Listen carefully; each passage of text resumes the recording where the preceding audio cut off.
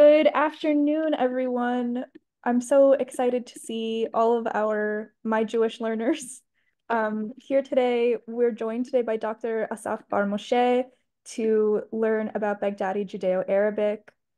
Um, he is a teacher at the Oxford School of Rare Jewish Languages, and he is the author of a 2019 book about Baghdadi Judeo-Arabic. Um, Dr. Bar-Moshe, we're so looking forward to everything we're going to learn with you today. And for our participants, feel free to share where you're joining from in the chat. Feel free to ask questions. Um, so thank you so much. Yeah, thank you very much for having me, and hello, everybody. Um, so I'll start by sharing my screen. Yeah, okay. So first of all, a few words of introduction. So I am Assaf Bar-Moshe. I am a professor of Judeo-Baghdadi Arabic at Oxford School of Rare Jewish Languages, as we've mentioned. But I'm also a researcher at the Freie Universität in Berlin, where I do my research. My research started with the Jewish dialect of Baghdad, I don't know, maybe 15 years ago, where I was fascinated basically by syntactic issues in this dialect that I was exposed to as a child. But slowly, I realized that the syntactic stuff can wait, yeah, because there is much more at stake here, which is basically trying to salvage this incredible dialect, to document it, and to work dialect from the dialectological perspective first. Yeah, this was the main thing that was urgent back then. When I went deeper into dialectology and I understood the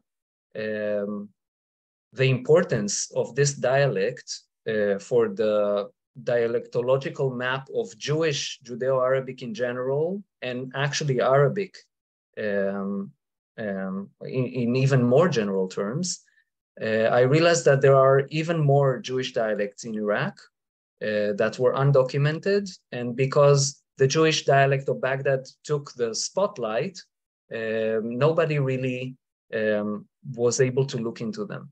So in the past few years, this is what I'm doing. I'm trying to document these smaller dialects, not only in Iraq, but also in southern Turkey, in eastern Syria, what we call Mesopotamian Arabic, and I will clarify this term further in my presentation. So my presentation is going to deal with Judeo-Baghdadi Arabic, but as a Jewish language. Yeah, so I will first talk more generally about Jewish languages, what they are, and then we will go deeper into Judeo-Baghdadi as a case study of a Jewish language. So we are many people here, so I think that it's going to be difficult to answer questions during the presentation, but I will leave some time for that at the end. Also, if you have anything to write in the chat, I'm sure Mira will be able to help me with, addressing issues when they come up. So let's start. What are Jewish languages? So there are many definitions out there for Jewish languages. The one that I like is a definition by Benjamin Harry, which basically classifies Jewish languages as a religiolect, yeah, which is, as the definition is, a spoken or written language variety employed by a religious or secularized community, typically of a specific region. Yeah. So there is a lot to unpack in this definition, and I won't go deeply into that. I will just mention a few things. One is spoken or written. Yeah. So this is extremely important when we are talking about Jewish languages, because many of them survived only in writing. Yeah. And the work that needs to be done when accessing written sources versus the one that is done on spoken languages is quite different. Yeah, very, very different from each other. My work was focused on spoken language, not really on written language. But basically, we cannot really speak about Jewish languages without also addressing written languages, yeah, because this is where they started, or this is where, for sure not this is where they started. This is where we can find older relics of them, yeah, in written sources, yeah. So I'll talk a little bit also about written languages, but my main topic will be the spoken languages. Now, here again, the question of identity, whether the religion, you need to be a practical, you know, a person practicing the religion, or you can be a secular person. So I'm leaving this question open. Yeah, we don't need to get into that debate. But basically, it's, for me, it's a language, a variety of a language that is spoken by a group that identifies itself as Jewish.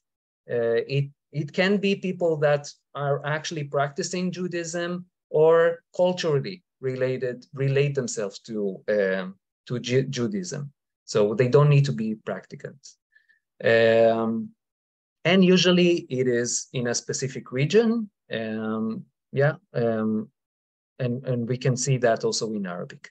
So here are a list of a few of the Jewish languages that exist out there. So first and foremost, Hebrew, Lashon HaKodesh is a Jewish language. Then Yiddish, the Judeo-German, so the Jewish dialect of German that was spoken in Germany and in East Europe. Ladino, Judeo-Spanish, mainly in the Iberian Peninsula, but after the expulsion from Spain, also all over the Mediterranean, in Turkey, in South Europe, and in North Africa, in some places. Judeo-Arabic, spoken all over the Arabic-speaking world, and we'll get into more details later. Judeo-Aramaic, and even some others, smaller groups of Jewish languages like Jewish Greek, Judeo-Italian, Persian, Judeo-Tat, that is also called Juhuri, and it was spoken by mountain Jews in Azerbaijan and Dagestan. Judeo-Malayalam, spoken by Jewish community in India, Judeo-Berber in North Africa, and Bukhari, which was spoken in Bukhara in Central Asia by Jews, and there are others. Yeah, so this is just a partial list. Now, what are the features of Jewish languages? Or when we speak of all these languages as a group, what can we say about them? So one of the main things that we can say is that they contain Hebrew or Aramaic elements. And I gave here some examples from the Jewish dialect of Baghdad. So for example, it could be elements in the vocabulary, so some loan words from Hebrew or Aramaic. So for example, the word for luck in Judeo-Baghdadi is mizal, which definitely goes back to mazal in Hebrew. The word commandment is maswa, yeah? So this goes back to mitzvah in Hebrew. So we can see that the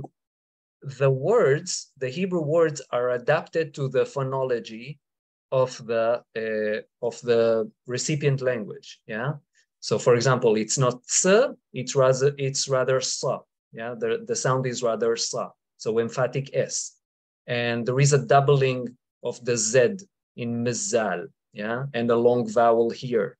So it gets adapted to the recipient language, but the lexeme itself, yeah, the lexical essence is basically Hebrew or Aramaic.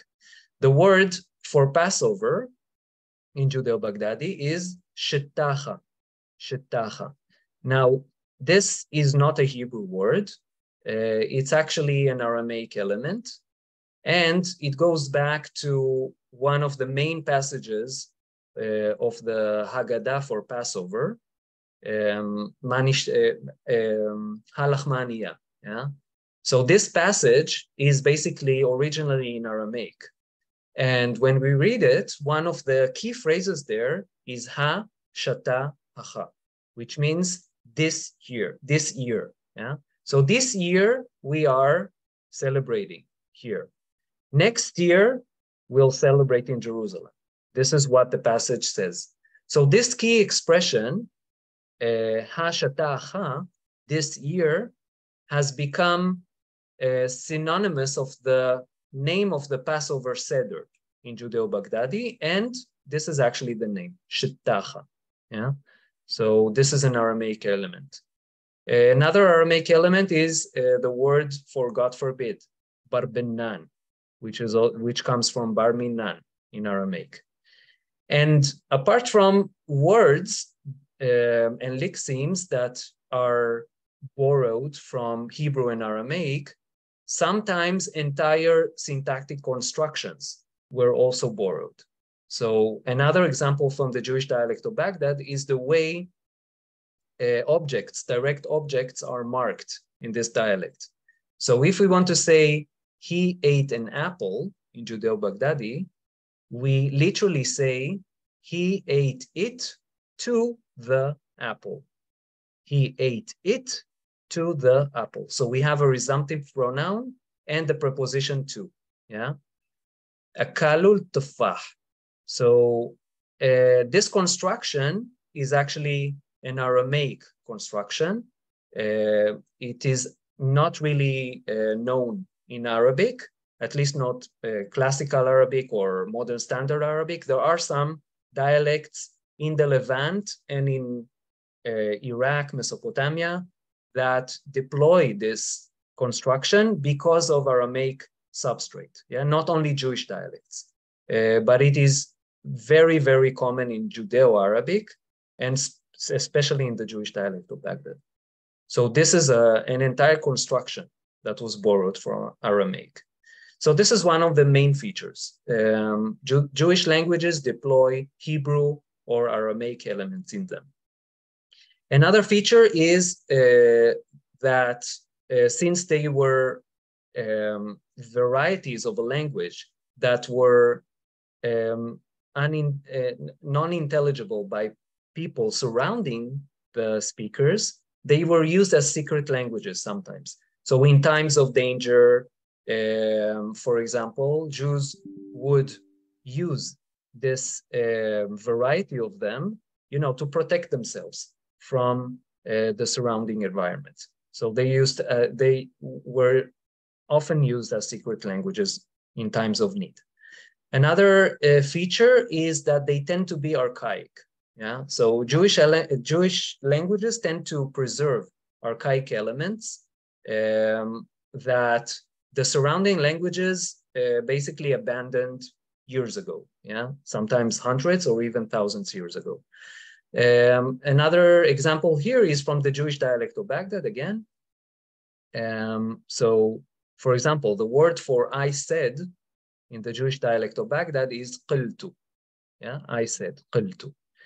In this word, we see two features that are archaic in Arabic that are preserved in this dialect. One is the preservation of the uvular qa sound, yeah, which in other dialects in the Arabic-speaking world has shifted into a glottal stop, like yeah, iltu or ilit or something like that. Or in some Bedouin dialects into ga, gilit, instead of qa. One of the only dialects in the Arabic-speaking world that retained this sound is the Jewish dialect of Baghdad. And as I said, it's an archaic element.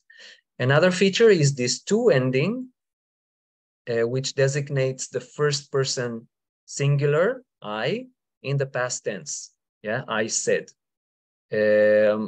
So again, this is an archaic element. In other dialects of Arabic, in most other dialects of Arabic, the U sound at the end just dropped. So they would say ilt or illit or something like that. So again, this is an example of how the Jewish dialect of Baghdad is preserving, retaining archaic elements, and it's not the only Jewish language that does that. Then the next thing that is typical of Jewish languages is using the Hebrew alphabet. So Jewish languages did not usually develop their own writing system or did not adapt to the writing system of their surroundings, but used the Hebrew script as their alphabet. And here we can see an example. You can see here just a screenshot of or a picture from a Haggadah for Pesach, for Passover, where you can see the text in Hebrew in the middle. Yeah, Ma nishtana halayla hazeh mikol haleilot, etc. So this is the Hebrew text. You can see here the Judeo-Baghdadi text. So it's written in Hebrew letters, right? But this is Arabic. Bima tghayyarat hadi lela min kulli yali. Yeah. So it's a translation of Ma nishtana halayla hazeh, just in Judeo-Arabic in Hebrew words. And not only that the text was translated, but also the instructions were translated into Judeo-Baghdadi. What are the instructions? You know, when you conduct the Passover Seder, there are different rituals, yeah, ceremonies, small rituals that you need to make, yeah. And there are instructions along the Haggadah how to do that, yeah, what to do at what point and how to do it. So for example, here they say imizgon kos sheni wichalonu qaddam, yeah. So it means you need to pour a second glass and to put it in front of you, yeah. So the instructions were translated into Judeo-Baghdadi. Actually, they were not translated here. They only appear in Judeo-Baghdadi, yeah, because this is the only language that the readers of this Haggadah actually understood, yeah. The Hebrew, they could recite, yeah, maybe some of them who were more educated could actually understand what it means, yeah. But most of the people could not really understand what it means without reading the Judeo-Baghdadi, yeah. And as you can see here, it's written in Hebrew letters, and this is very typical of Jewish languages, yeah. So also Yiddish and Ladino and other Jewish languages written in Hebrew alphabet. And one last feature that I want to mention here is what we call diglossia. Diglossia is a linguistic situation in which a specific language is, or two specific languages or registers or varieties are used for different purposes, yeah. So for example, the Jews of Baghdad spoke the Jewish dialect of Baghdad in their houses and in their communities, but most of them were also able to speak the Muslim dialect of Baghdad outside of their houses. So if they went to the market, they would use the Muslim dialect of Baghdad, not the Jewish dialect of Baghdad. If they met with their friends from school or from university, they used the Muslim dialect of Baghdad. So you can say that they were bilingual, yeah, but not different languages, just two different varieties of the same language.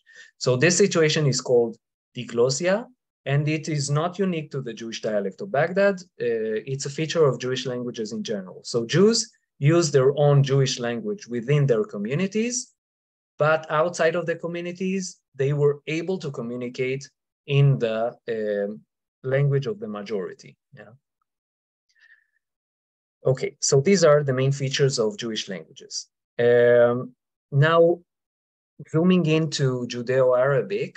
So Judeo-Arabic, in general, is divided into three main periods, we can say. One is early Judeo-Arabic, so prior to the 10th century. There are not a lot of evidence of this stage of Judeo-Arabic, but we know that it existed from from analysis that has been done to private documents that were written mainly on papyruses and some manuscript fragments, yeah, of literary texts. So there is not a lot that we know about this stage of the language, but researchers who dedicate themselves to written Judeo-Arabic define this stage as a separate stage of the language with its own characteristics. Then the next layer is classical Judeo-Arabic from the 10th to the 15th century. And this layer of Judeo-Arabic is standardized. Yeah. And when I say standardized, I mean that it's more or less the same literary language across the Arabic-speaking world. So from Iraq in the east to Morocco in the west, more or less all Jewish written Judeo-Arabic, yeah, was correct. You can say had the same features. Yeah, it was standardized. It was some kind of a koine, yeah, that was used by everybody. Yeah, in other words, there were no dialects within it. Yeah, everybody used the same standardized language. Now, of course, this is a large exaggeration. Of course, there were different varieties of it, regional or social varieties, but we can say in general that it was quite a uniform layer of the language. And you probably ask yourself, okay, but what was the model for this standardized language? Yes, how can somebody in Iraq write the same way that somebody from Morocco writes? So the model for that was the translation of the Bible by Saadia Gaon, Rabbi Saadia Gaon. He translated the Bible, and this translation of the Bible was spread all over the Arabic-speaking world, and it was used as a model for this standardized literary koine. So he was one of the models. Another model was Maimonides in Spain in the 12th century. So there were a few key manuscripts that were known across the Arabic-speaking world that were used as models for this standardized variety of the language. Then late Judeo-Arabic, from the 16th century onwards, this version of the language becomes less standardized. Yeah, so slowly, you can see more local features, more dialectical features that has to do with the geographical region in which this specific text was written, and also more genres. Yeah, so whereas in classical Judeo-Arabic, most of the literature that was written was religious literature. Yeah, it wasn't the only thing. Yeah, but mostly it was religious literature. Then in late Judeo-Arabic, you see much more genres, literary genres. Then you can see things like the Passover Agada, yeah, which is actually still used, yeah, in houses of Jews descending from Iraqi families. Yeah, so my family, for example, still uses Passover Agada translated into Judeo-Baghdadi. Also some literature like 1001 Nights, yeah, was translated in this period of late Judeo-Arabic, so popular literature, and also some, I would say, popular religious literature.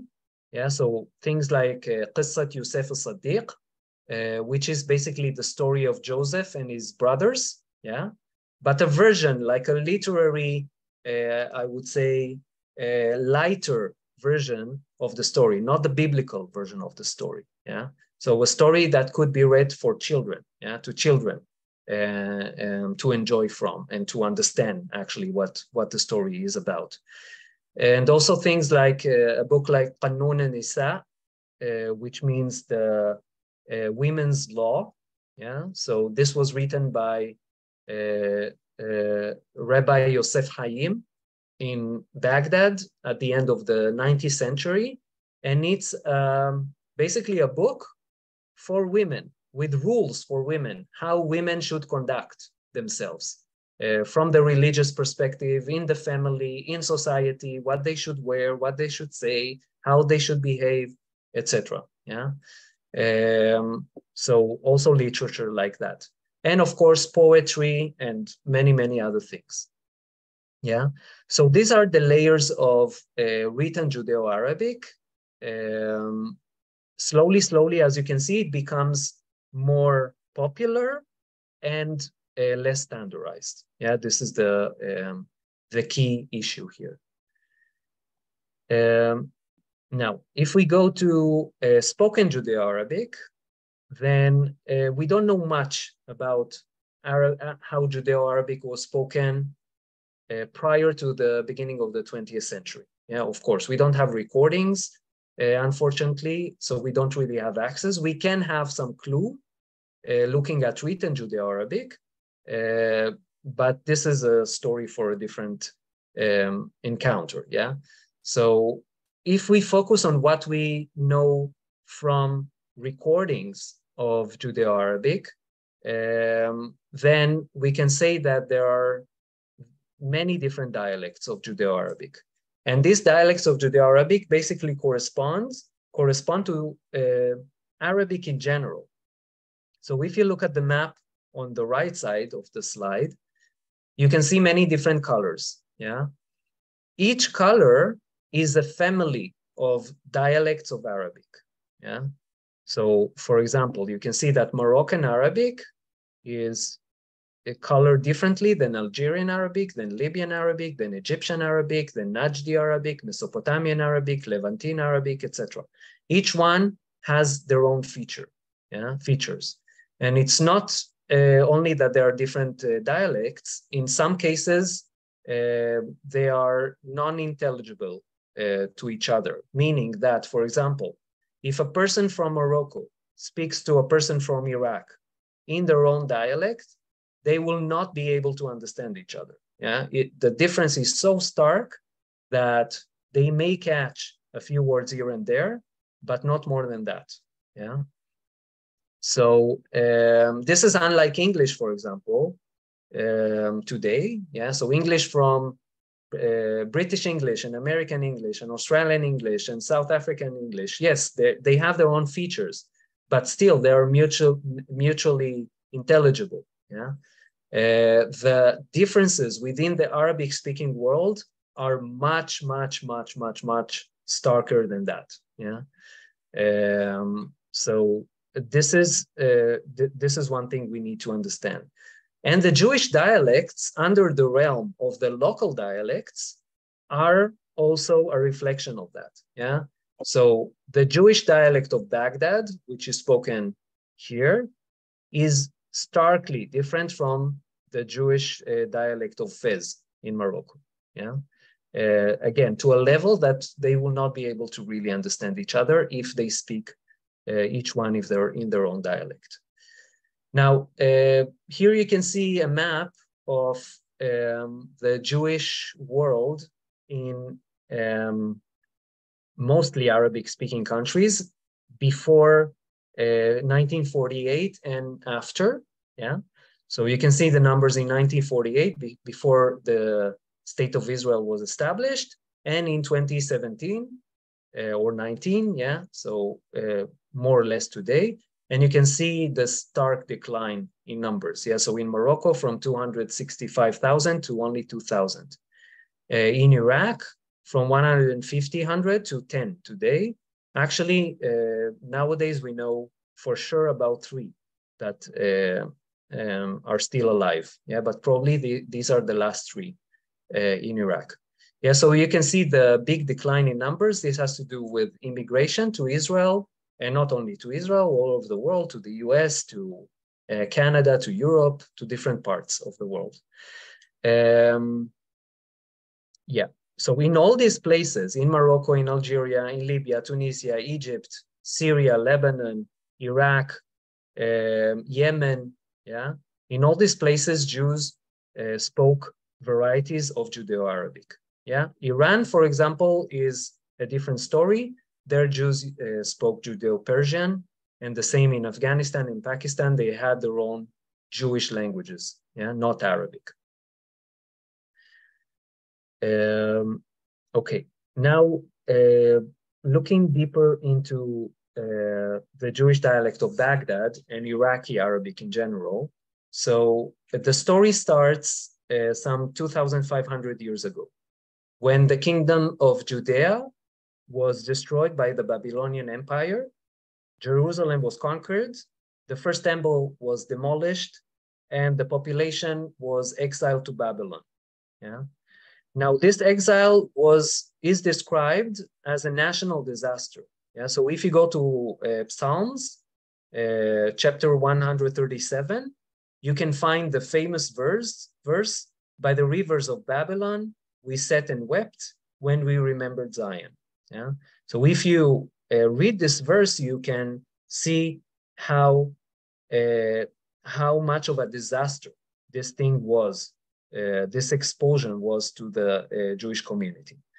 But we know that slowly, the Jewish community in Babylon adapted, and they started their own community life. They had some autonomy, some level of autonomy. They developed their own rich culture, and slowly, Babylon became the biggest Jewish center in the world back then. It was also the center of biblical interpretation, where the Babylonian Talmud was edited. Yeah. Now, the story of Baghdad starts in the year 762. Yeah, so more than 1,000 years afterwards, when Baghdad was established as the capital of the Abbasid dynasty, and it was home for the biggest Jewish community back then.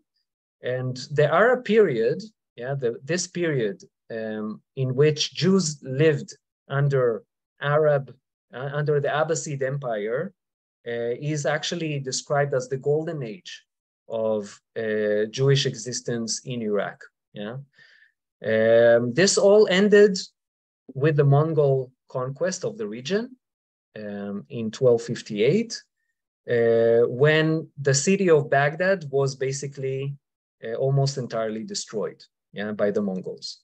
And Jews were scattered, and we will talk about this point a little bit later. Then after the Mongol conquest came a period of Persian rule, and then afterwards the Ottomans ruled in the region.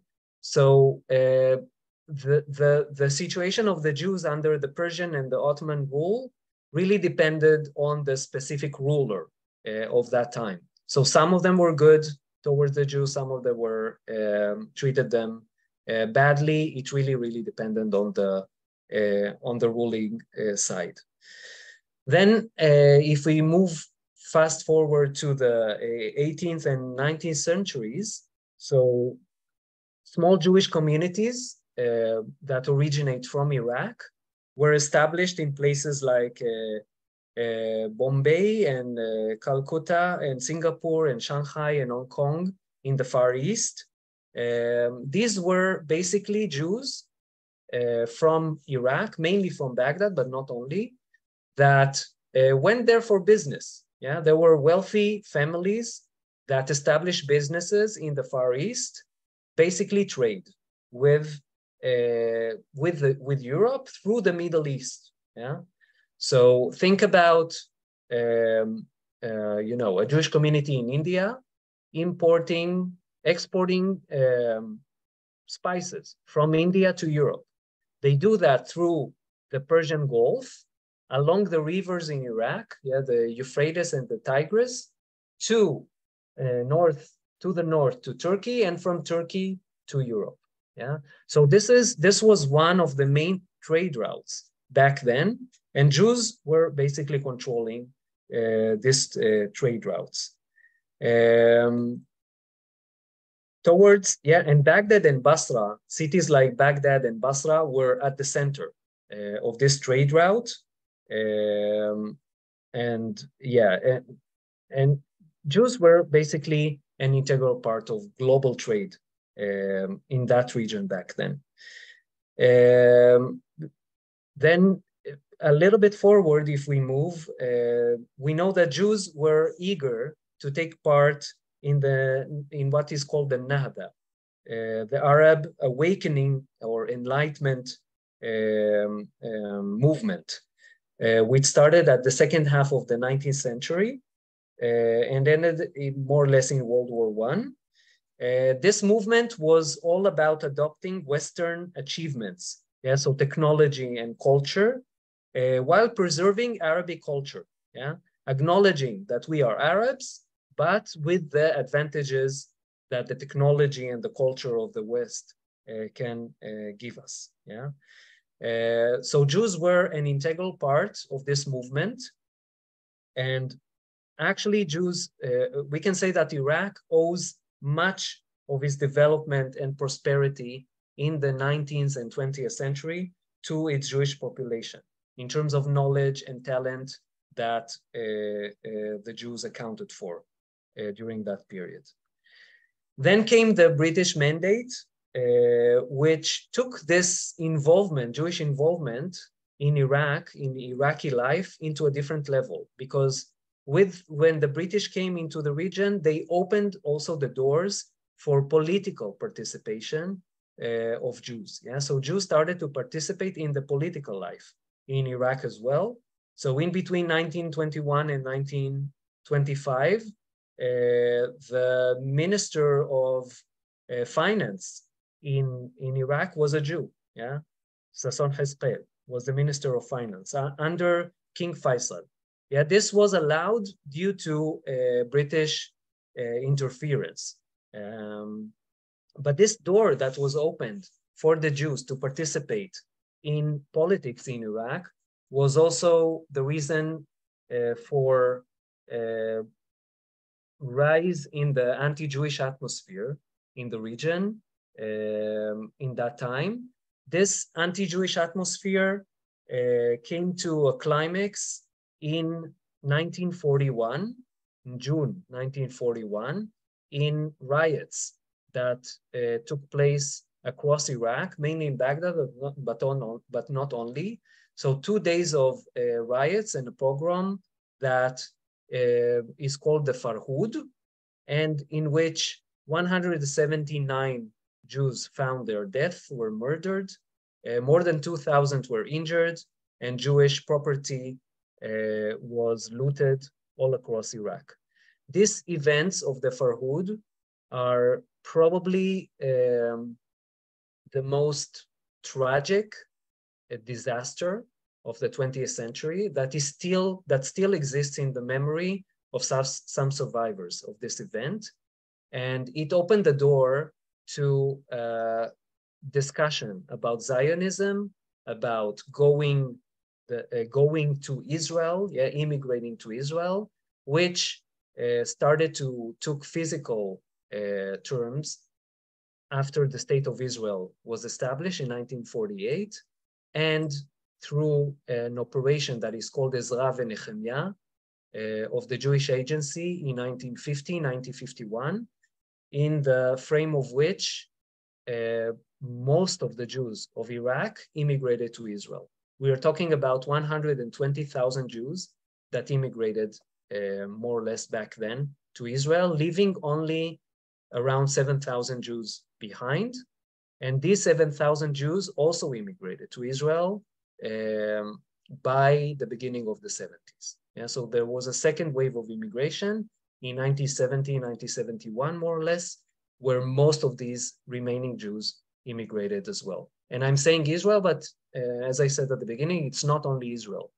It's also US, UK, Canada, and other places around the world.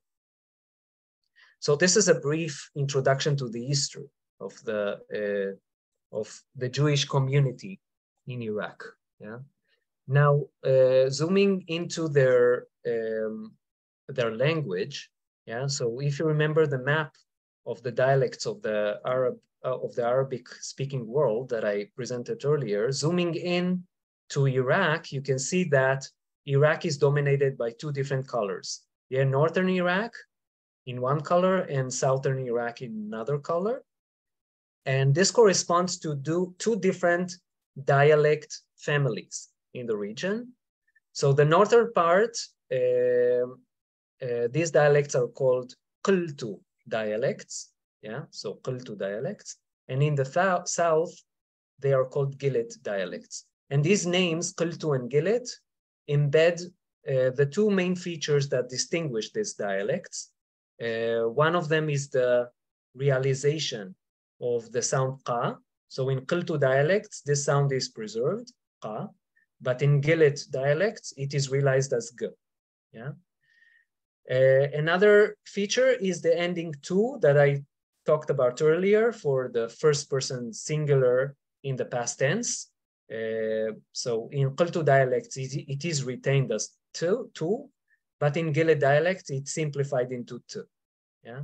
So these are the two main features that distinguish these two groups of dialects, but there are many, many, many others. Yeah, we'll mention some of them later. What's more important than that is to realize that Qultu dialects are spoken by non-Muslims. Yeah. So non-Muslims speak only Qultu dialects. So Jews in Iraq spoke Qultu dialects. None of the Jews was born into a Gilit dialect in Iraq. Yeah, only Qultu dialects were spoken by Jews and actually also by Christians. Yeah, so this is one key point.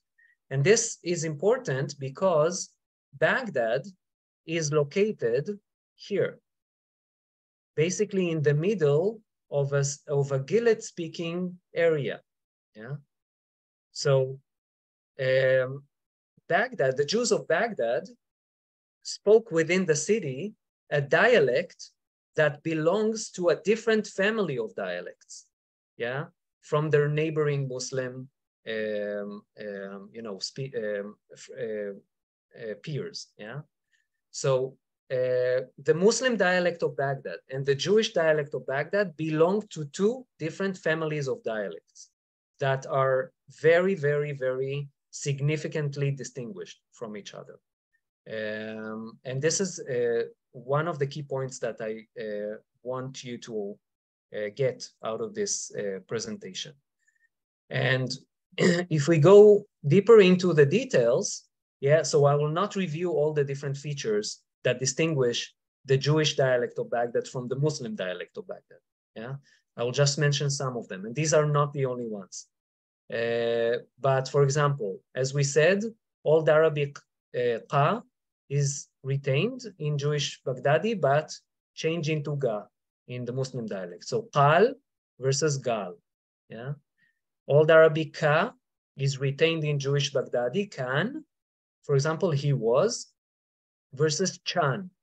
It affricates into ch in the Muslim dialect of Baghdad. So kan versus chan.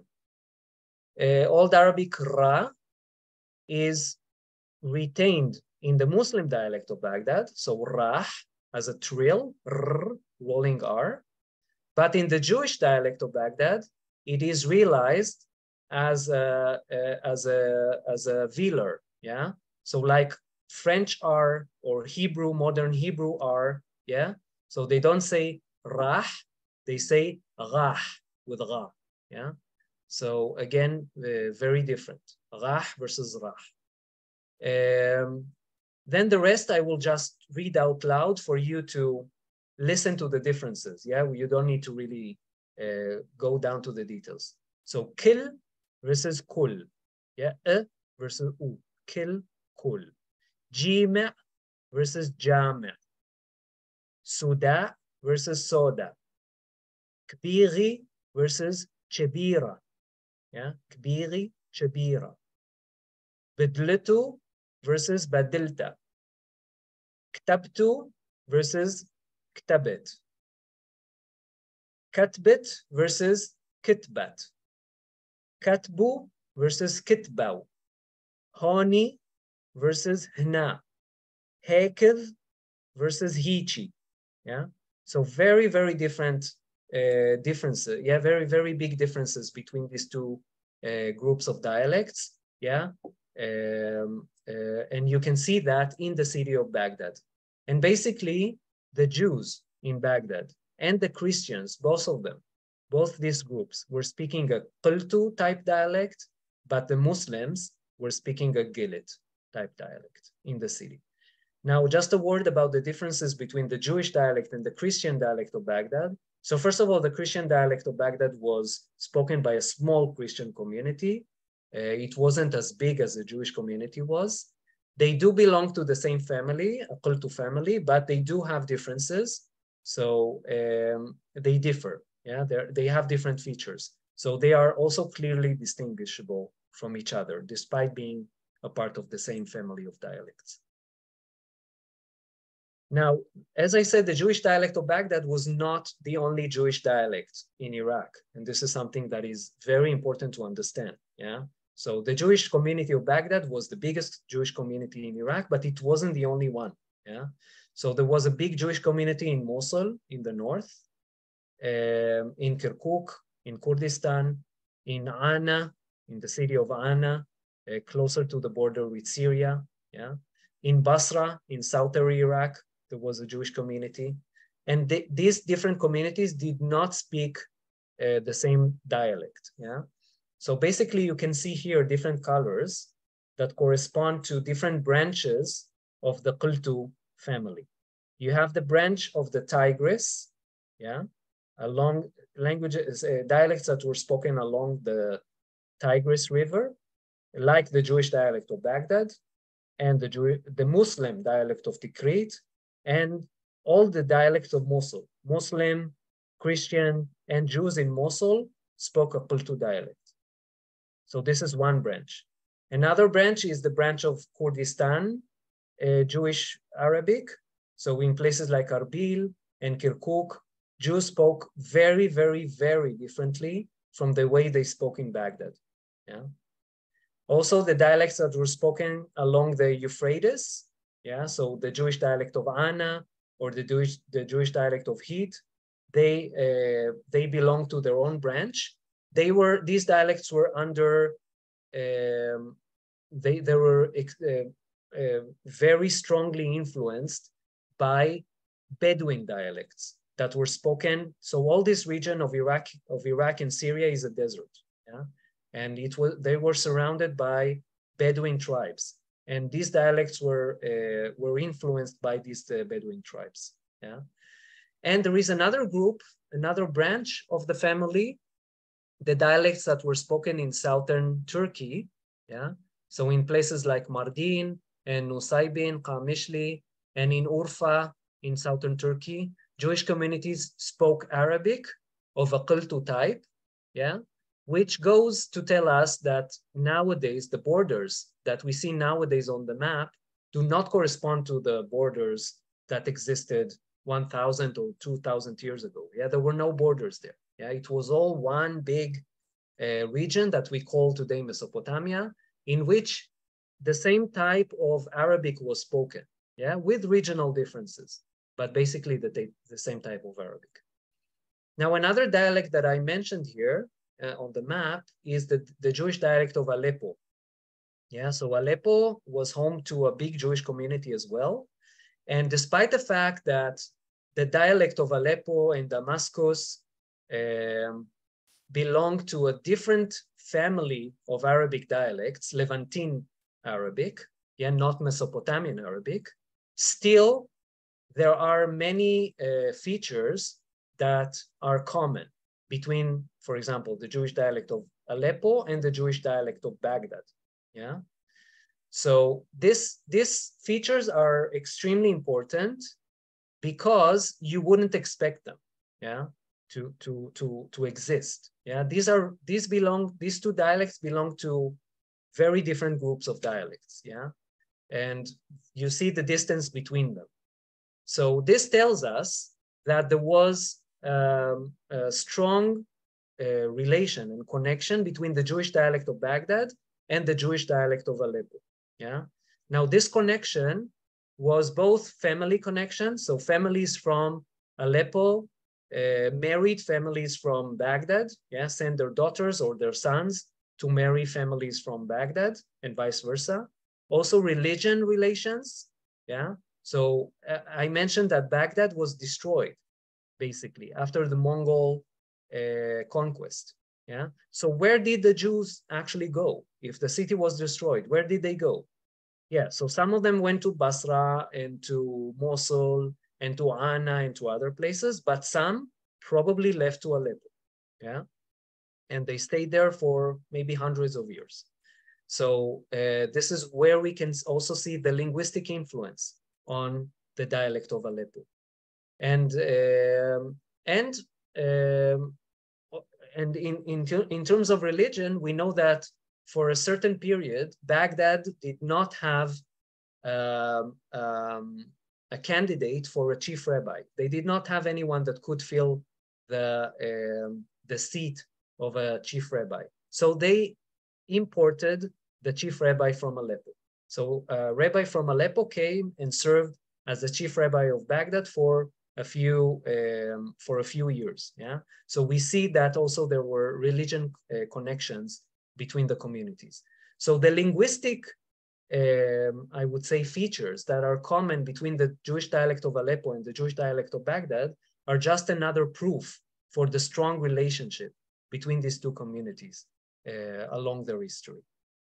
Yeah, so this is where what we call historical linguistics or dialectology, historical dialectology, comes into place to serve as if they were archaeological relics. Yeah. So by checking linguistic features, we can account also for the history of these communities. So this is a good example of that. Now, if Baghdad was destroyed after the conquest, yeah, and Jews were scattered all around the region, even up north to Aleppo, yeah. So how come we are able to speak about something like the Jewish dialect of Baghdad? What's the history of this dialect? And how come in Baghdad, yeah, in the 50s, before Jews were immigrating out of Iraq, how come in Baghdad there were two different families of dialects, the Muslim dialect on the one hand and the Jewish dialect of the one hand? So the answers for that is the following.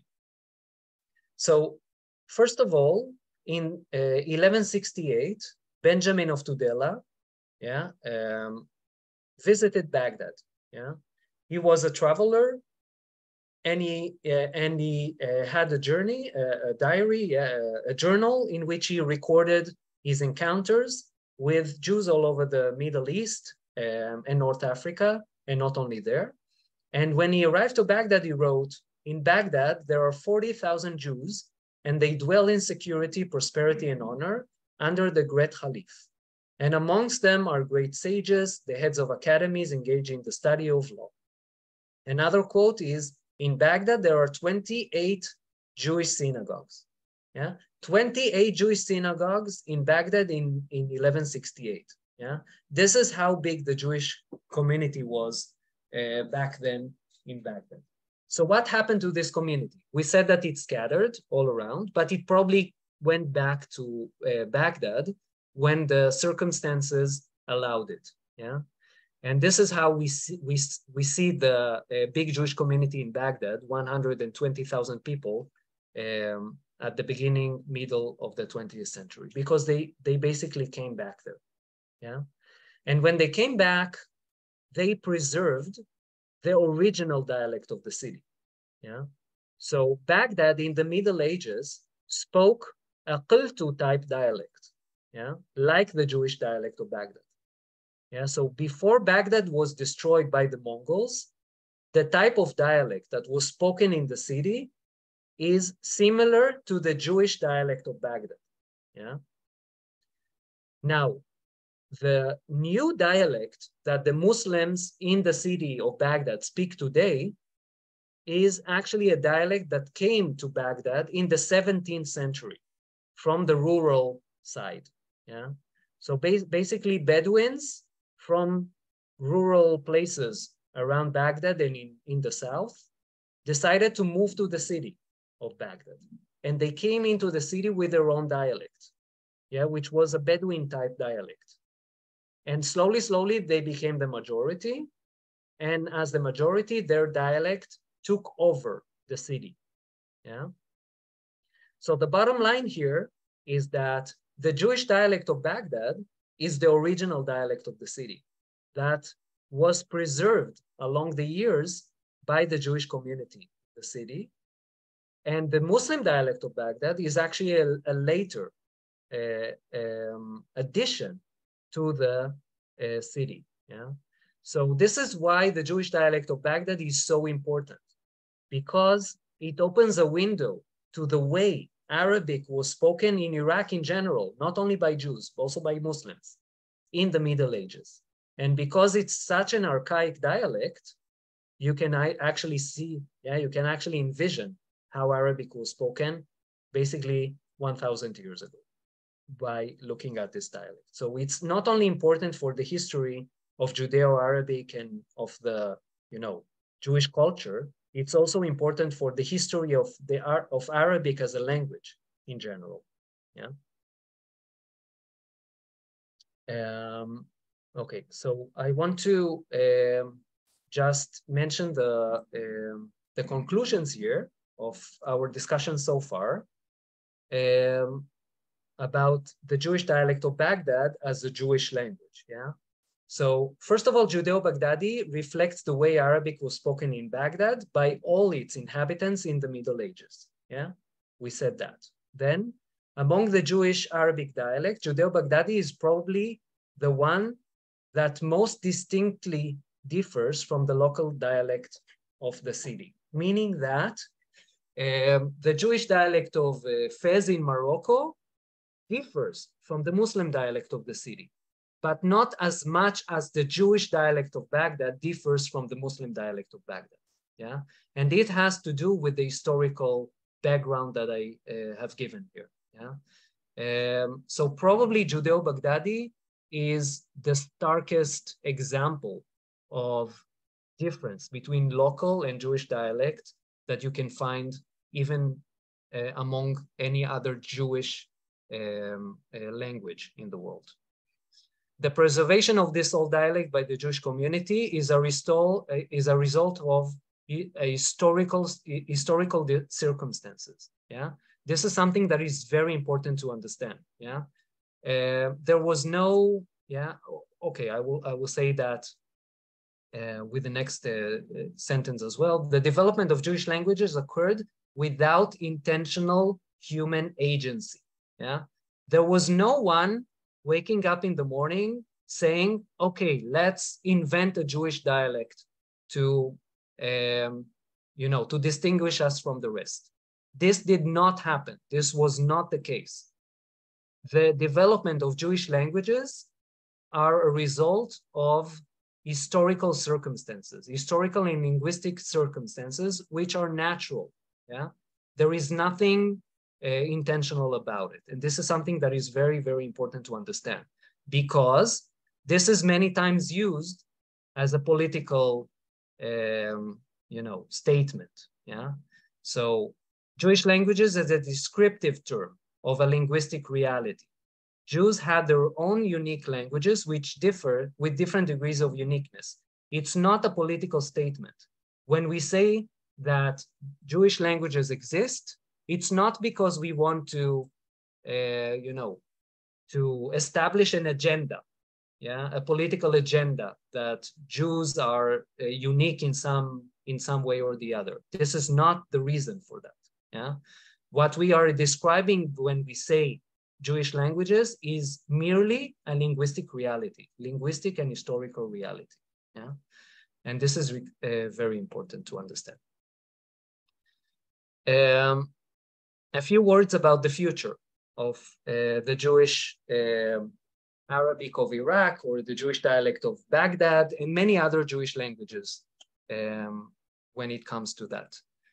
So unfortunately, the news are not great. Yeah, the Jewish dialect of Baghdad is going to disappear. Yeah, because I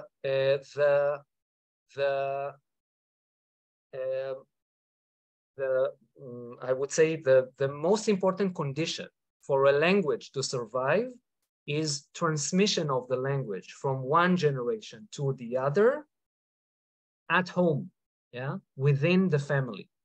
And this, unfortunately, is not something that is happening anymore. Yeah, and if it happens, it's really, really, really rare, and it won't happen in the next generation or two.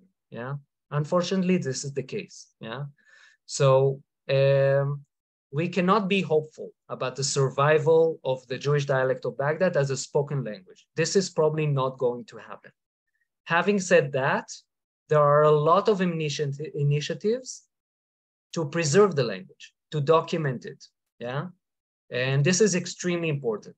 And we are at a crucial point in time, basically the last years, where these things can be done.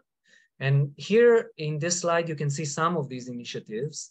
So for example, some of them are Facebook groups, mainly in Israel, of descendants of Iraqi families trying to preserve the language. Yeah, to speak in the language, to write in the language, to ask each other, how did we used to say the word table in our language? Yeah, and then maybe many people answer, we used to call it mez. Yeah, so this is how people reminisce about their language, their something that they heard in their childhood, and they can relate to that. Now, this is important because we are talking mainly about people that were born in Israel, yeah, in the 50s or maybe in the 60s, to Iraqi families, yeah.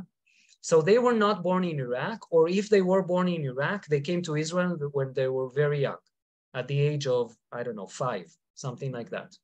And when they came to Israel, or when they grew up in Israel, they were told that Arabic is the language of the enemy, yeah, and Hebrew is the language of Israel. And they should stop speaking Arabic and only focus on speaking Hebrew. So they were ashamed of their mother tongue when they were children in Israel. By the way, this is not unique to Arabic. Yeah, it was the same with Yiddish and other languages. Yeah, so they were ashamed of their mother tongue. But now, when they are older, they realize that they lost something. They lost something that is a part of their identity, and they wish to go back to it. Yeah, some of them, not everybody. Some of them wish to go back to it, and at least discuss it, at least remember it somehow. So this is what they do in these Facebook groups. There are other initiatives like this book that you see here is a book around proverbs, Iraqi proverbs, Judeo-Iraqi proverbs. So you can see that the proverb is in Arabic and then in Judeo-Arabic, then there is a translation into Hebrew and also an explanation about how to use this proverb or when to use it, the circumstances in which it's used, and also some kind of drawing, that is funny around it. Other initiatives are more, I would say, academic. So, for example, the book that I wrote in 2019, the Arabic dialect of the Jews of Baghdad, phonology, morphology, and text. This is a linguistic book with the rules, the grammar rules of the dialect, for future generations. But also a collection of texts. So there are texts there that are transcribed into Latin script and translated into English. And you can listen to the recording as well. So these are available. There are dictionaries. So for example, this dictionary in Hebrew for Judeo-Baghdadi. This was written by Gila Yona, who was born in Israel in the 50s And as a child, she really liked the Jewish dialect of Baghdad and resisted to the calls not to speak in this dialect or to externalize it. Yeah. So she collected words throughout her life. She collected them on cards, and when the time came and it was enough, she assembled them into a dictionary, which is a very, very, very nice dictionary. Although it's not academic, it has a lot of information, also appendixes with swear words and family names and proverbs and really, really interesting stuff. More initiatives are the Oxford Center for Hebrew and Jewish Studies that established a program to teach Hebrew languages.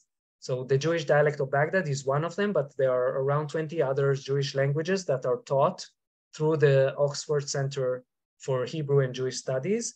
They are taught online and for free. Yeah, so you can take them all over the world. Yeah, and they offer anything from Yiddish to Ladino to Judeo-Baghdadi, Judeo-Moroccan, Judeo-Tat, Judeo-Turkish, Judeo-Persian, many, many, many languages.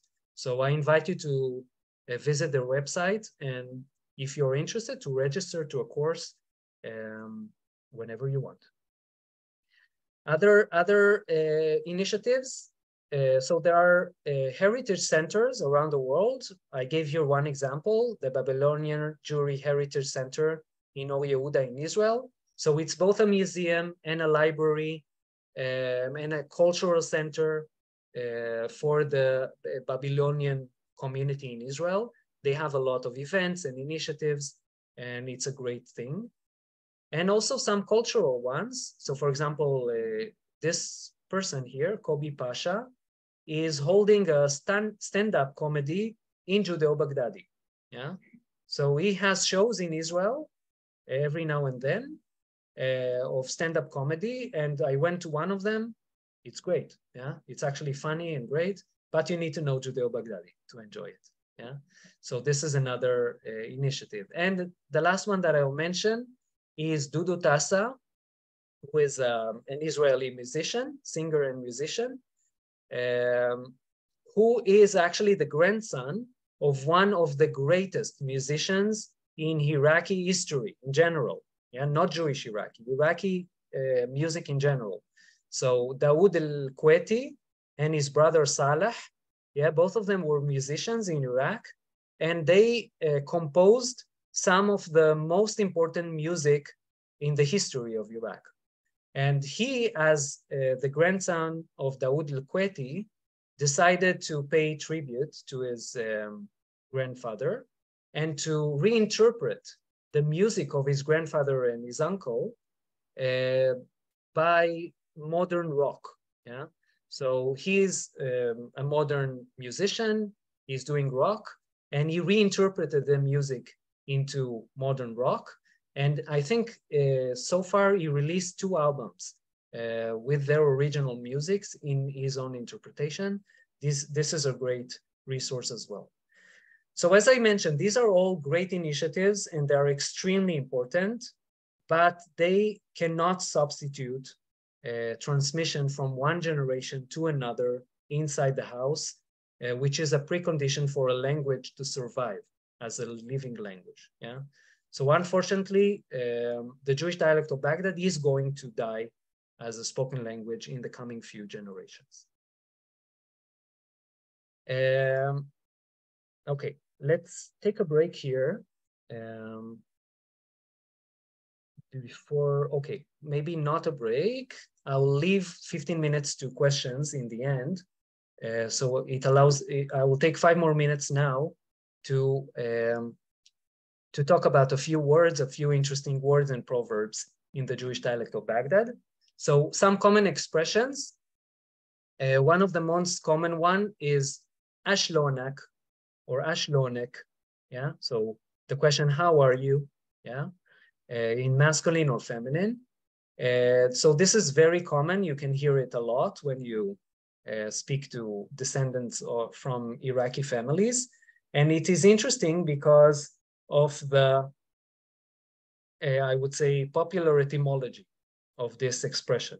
Yeah, so Ashlon basically is a compound of two words: ash, which means what, and lon, which basically means color. Yeah.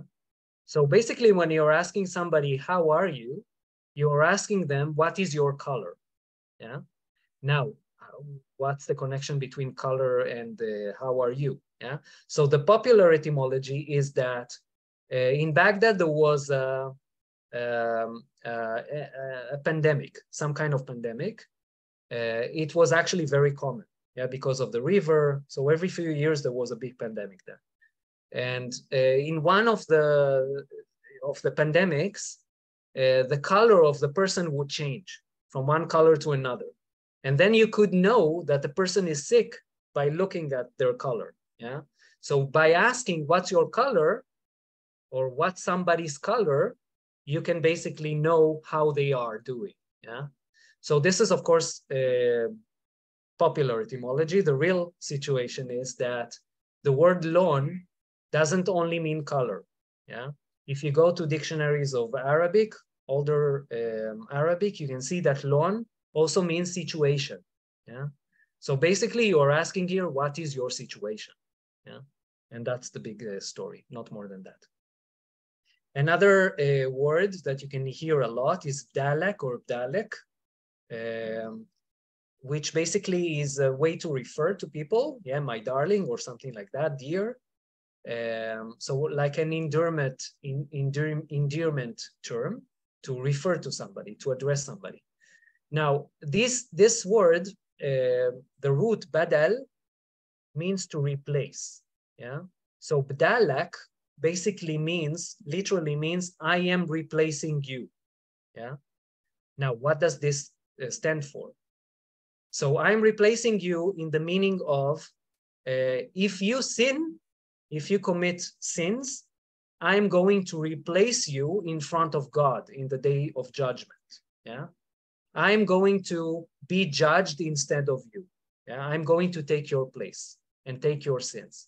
Now, this is why this expression, this endearment term, is strictly used by the elder generation towards the younger generation. So a grandmother can say to her grandson, Dalek, but not vice versa.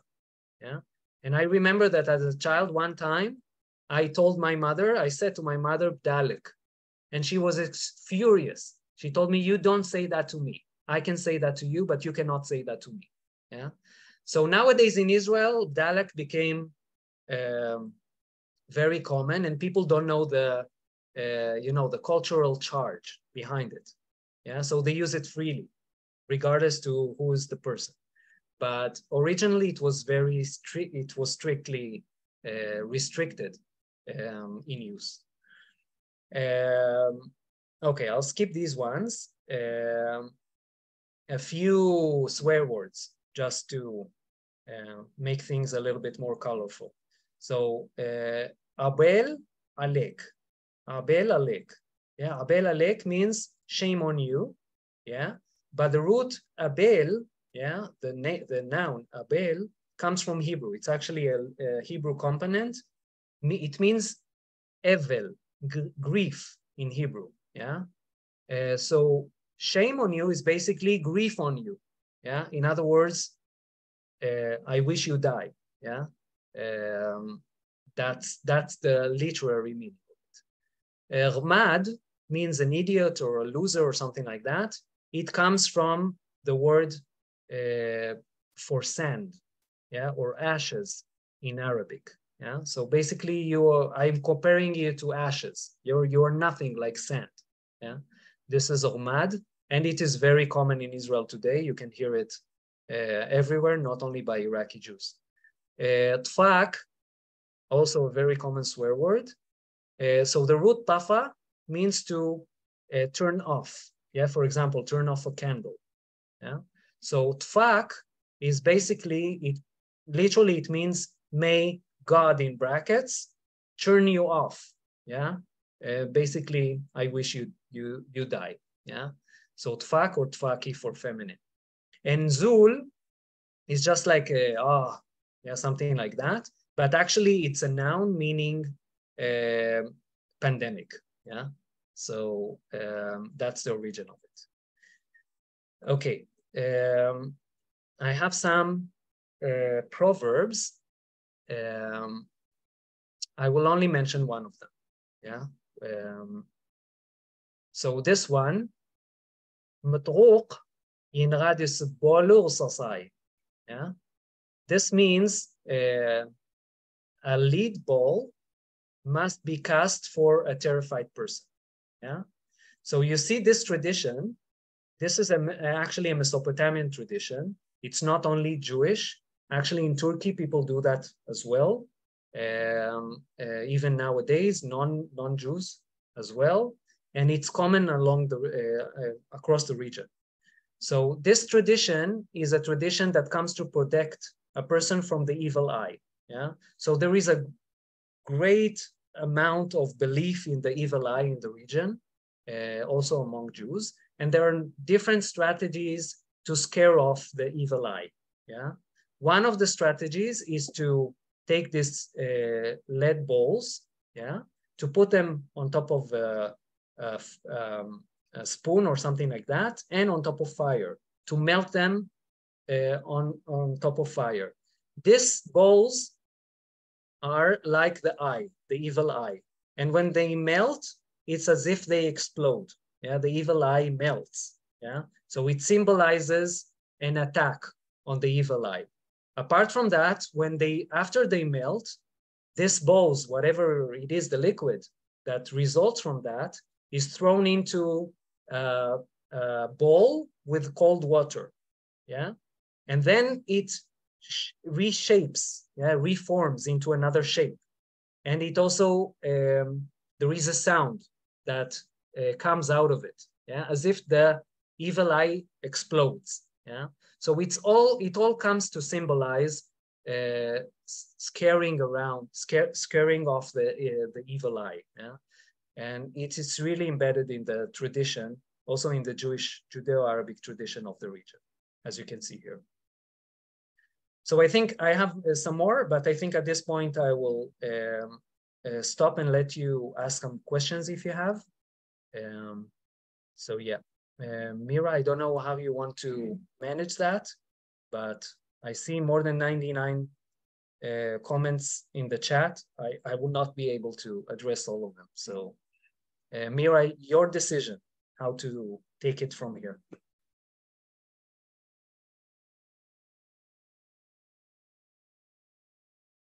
Mira?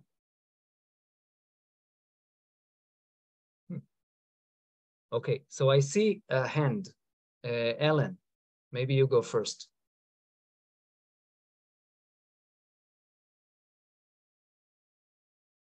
I cannot hear you, you're on mute. Oh, so probably in the settings, Mira, we probably muted everybody. Yeah, sorry. Also, Zoom for the first time ever has crashed twice while I've been doing this event. So I missed, what did you say? I said that it's now time for questions. So if you can manage this session, yeah. So, but I did give Ellen the opportunity to speak first. So she needs to be unmuted, I think. I asked her to unmute. Yeah. Great. Thank you. So my question was just, I put it in the chat, a quick one. The one before the little melted lead balls was about salt. And I'm so intrigued by that one because, you know, we often throw salt over the left shoulder. So I was wondering if you just could explain that.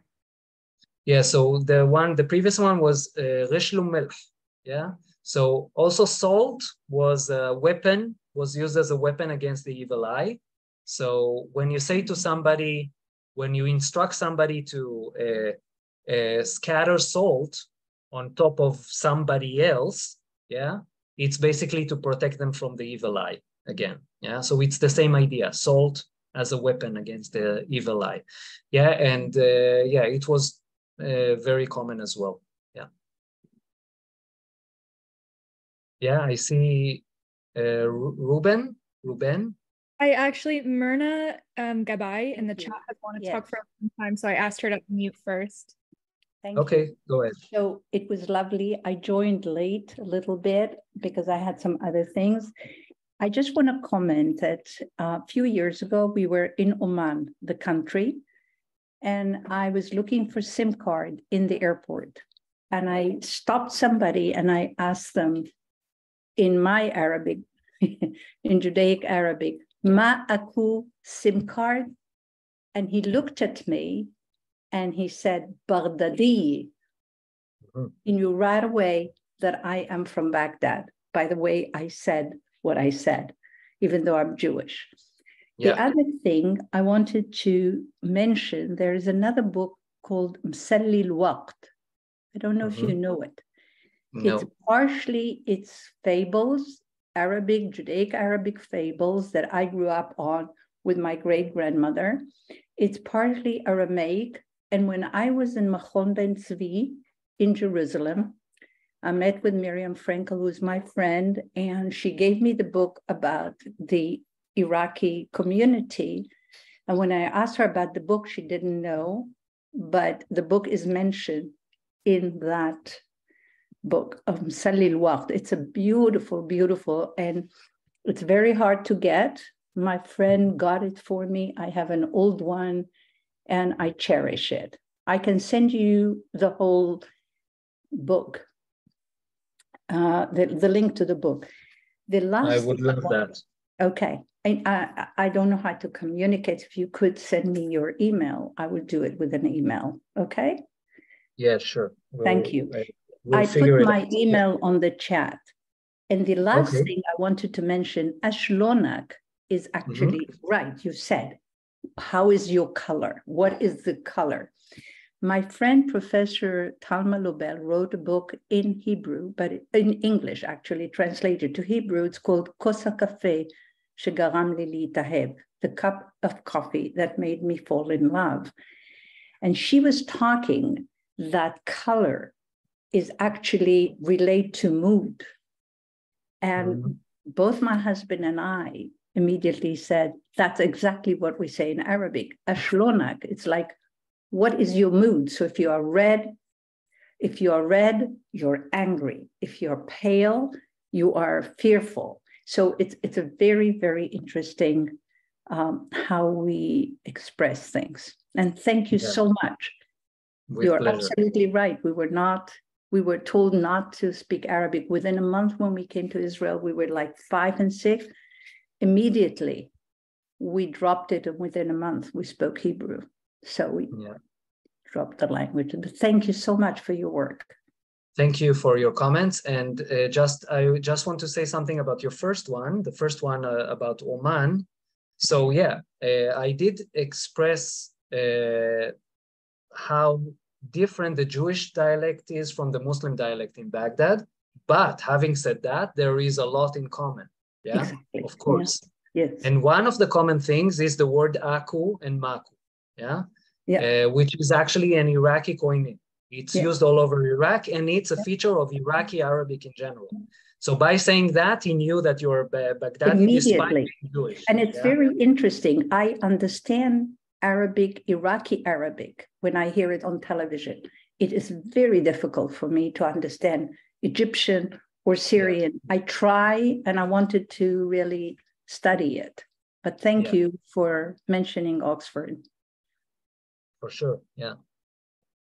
Okay, next, Mira.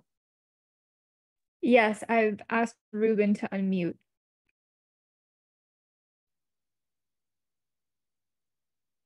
Yes, hi. Thank you so much for this presentation. Two interrelated questions, and feel free to answer one if time only permits. So, in terms of the Qeltu and Gelet distinctions and categorizations, so is it correct to say that regardless where Jewish communities were, because it seems like there was kind of a geographic classification there. One was from largely one region, one was from another. But with Judeo Iraqi Arabic, there is also this just a religious distinction. So my question is, Jews that lived and developed their own dialects anywhere in Iraq, they would all fall under the Qiltu dialect, even if it was in a region where there was Gelet? This is my first question. And the other question is it accurate to say that with time, different Judeo-Arabic variants or dialects, including Judeo-Baghdadi, became prominent enough where it had its own, it wasn't just a spoken variant, it had its own standardized literary tradition. This is something that I think a lot about with just Arabic dialects in general. We have Fusha, and then we have all of these dialects. Some of them then came to a level of being, you know, a written variant like Masri. So I'm curious to know, when you show that Haggadah, clearly we can argue that it was not just a spoken, it became its own kind of literary language, Judeo-Baghdadi Arabic. Yeah, so for the first question, so it's a hypothetical question, yeah? So why? Because all the Jewish communities in the region were established before Gelet dialects came into the region, yeah? So they had only the chance to be a Qiltu dialect in the first place, yeah? Now, if a Jewish dialect would have, you know, been established in the 18th century, in a Gilead-speaking environment, we would have probably talking about something else.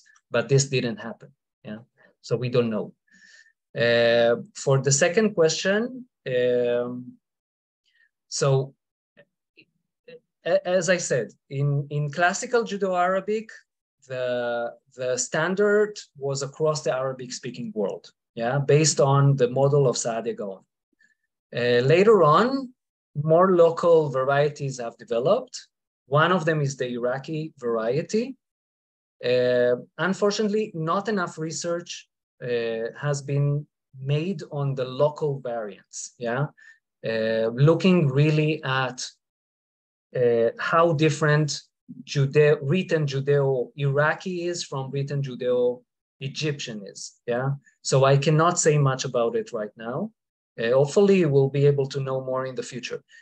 This is why I try to dedicate myself right now to the spoken language, yeah, because I know that these are the last years where we can, you know, collect this information, and then we can analyze in the future, at least collecting right now.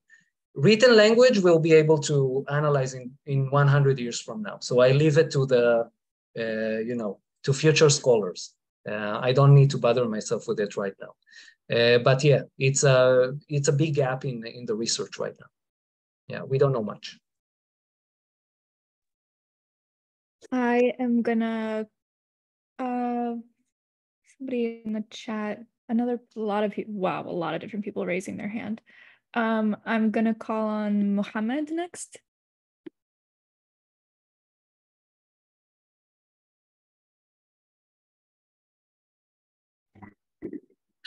Okay, can you hear me? Yes. Okay, so Shalom from Iraq. I'm from Mosul in Iraq. I'm really interested in Judaism, and I documented everything about the Iraqi Jews in Iraq. So I went to all of the places in Iraq, including the schools, the Jewish quarters, and even the stories behind each house. Like you mentioned that the Minister of Finance in Baghdad. So I have lots of stories, and even I document his house, and I have lots of pictures about that quarter that he lived. So the point that I want to tell you that you mentioned that the Baghdadi accent that is going to be vanished maybe in the upcoming years, but I think it will not be vanished because it's their identity. So still now, if they live in Israel or they live in US, still now in their house, they speak Arabic. They speak the accent or the dialect that they used to speak in their homeland. I mentioned that homeland. So, you know, so Iraq is their homeland, and they are really they will be really happy if they will come back to Iraq, and they're just dreaming about coming back to Iraq still now. We are really sad about with the Farhud and what happened in the past.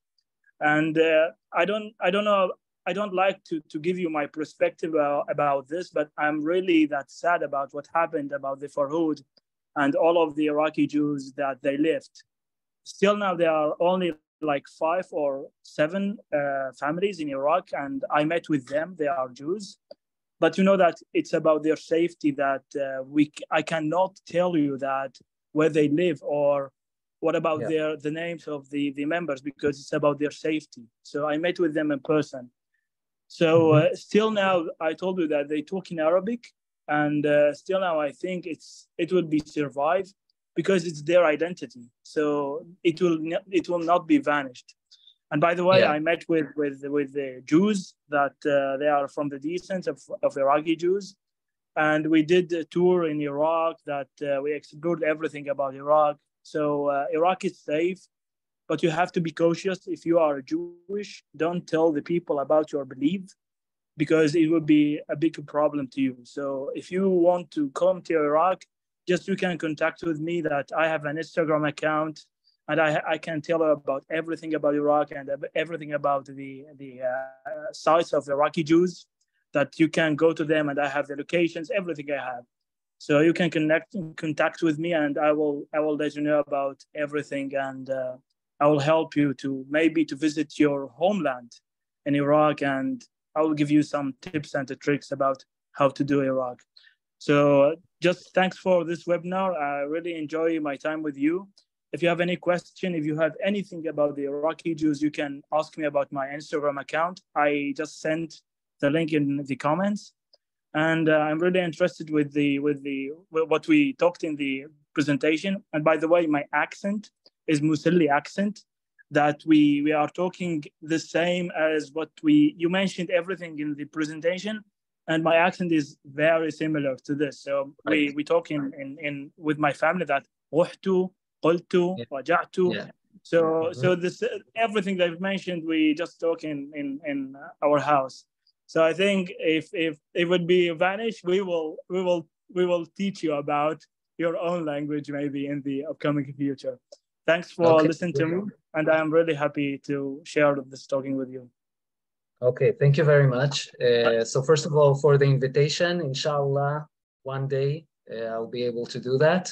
It's a big dream, to be able to travel safely in Iraq. Before safely is not guaranteed, I'm not going to come, but thank you for the invitation. Then another thing that I want to mention is, yes, Mosul, as I said, in Mosul, Christians, Jews, and Muslims spoke a Qiltu type dialect, which I'm very glad is still preserved in Mosul, but I also know that it's endangered. So the Gilit speaking Koine of Iraq is taking over also the dialect of Mosul. Hopefully it will survive longer than the Jewish dialect of Baghdad. Now, it's true that the Jewish dialect of Baghdad is still transmitted from one generation to another in some families. So for example, I grew up, my parents are both from Iraq. They came to Israel in the 70s, so relatively late. So they were in their 20s. So they still speak between them the Jewish dialect of Baghdad, and I was exposed to that to this dialect as a child. With my grandparents, I spoke only the Jewish dialect of Baghdad because they didn't understand anything else. They didn't understand Hebrew, for example. So that was the only way to communicate with them. But I'm the exception, So unfortunately, I'm the exception. All my peers at my age, or not to mention the next generation, they don't even know a word in Arabic anymore, because they were not exposed to that. So this is why I'm saying that transmission from one generation to another is key. And unfortunately, this condition is not met. So maybe a few families can keep it up for 1, 2 more generations, but that's it, unfortunately. So a good thing is that we have Mosul, as a Qiltu dialect still surviving, probably, hopefully, for many, many years to come. So we'll still have a living Qiltu dialect in the world. Okay. Yes. More questions? Yes. Let me unmute Joyce. Okay. Hi. I can't tell you how amazing this is for me because I'm the first one born here in my family after many, many centuries. My family's from Baghdad. And unfortunately, I'm the first one born out of 3 children. And my father asked his English-British friend, when's the best time to teach my child Arabic? And he said, wait till she's 3. Big mistake. Because at 3, I go, no. But there are some words that I do remember, and I need your help to translate it properly for me. So one word is, and I think somebody mentioned it, ashtidik. Is that to say thank you? Is that what ashtidik is?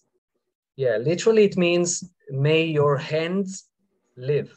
Yeah. Aha. Okay. So usually you say that as a blessing to somebody who did something good. Yeah. Right. Okay. So it's a synonym today of thank you can say. Yeah. And what about awafi? Awafi comes from afia in Arabic. It means health. Yeah. So you say that when somebody, like eats. bon appetit. Yeah. Yep. Okay. So when you eat something.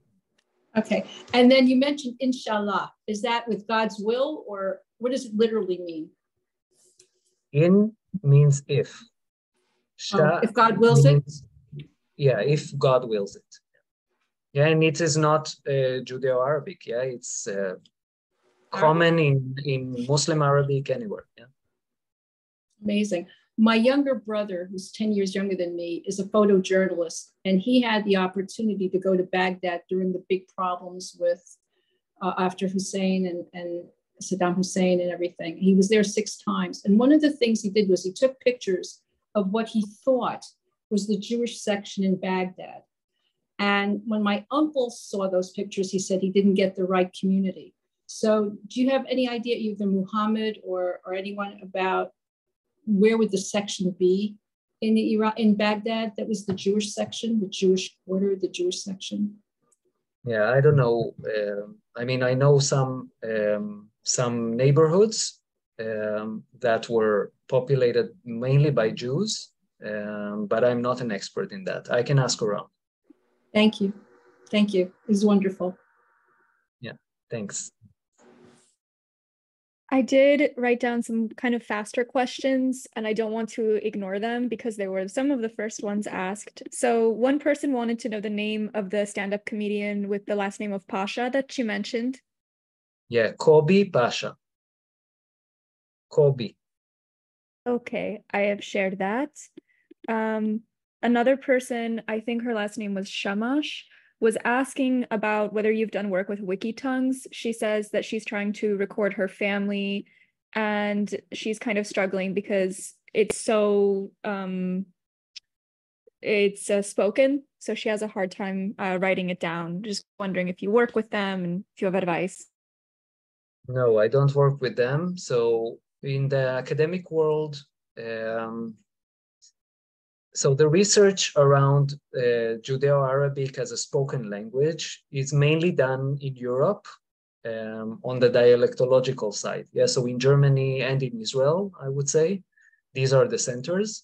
And we use a transcription system that is adapted, like a Latinized adapted transcription system, especially for Arabic dialects. So we don't use anything that is beyond that. So I didn't work with Wikitunes or anything like that. I can, if you write to me, I can share, the system itself and how to use it and what the different symbols stand for, with pleasure. And there was also someone who wanted to kind of know more about your family's story, which I don't know if it's too personal, but. No worries. So my family is, my mother's family is from Baghdad. My father's family is from southern Iraq, from a city called Diwaniyah, or Diwani in Judeo-Baghdadi. From Baghdad, from the line of Baghdad to the south, in places like Diwani and Hilli and Amara and whatever, also Basra, the same Jewish dialect was spoken, yeah, with a little bit changes, but you can say it's the Jewish dialect of Baghdad. So they are small communities that were extensions of the Baghdadi community. So yeah, I mean, that's my family. They didn't leave, most of them did not leave in the 50s, in the big immigration, because they were very well integrated into the Iraqi society. They had good friends. They went to Iraqi Muslim schools. They went to university in Iraq. So for them, going to Israel was not a necessity in the 50s. Things got worse in the 60s, late 60s, after Saddam Hussein came into power in Iraq, and things started to become nastier and nastier. And then my father escaped with a smuggler through the border with Iran, and went to Israel right afterwards. And my mother's family also tried. They were all almost caught at the border. But they got a message about police being there right before. So they went back to Baghdad.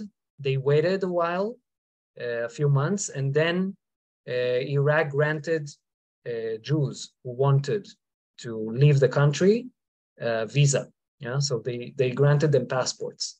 So they were able to, after a few months, they were able to issue a passport and just leave Iraq in 1971, beginning of 1971. So that's my family story in general. Yeah. Thank you so much for sharing that. I'm actually going to just kind of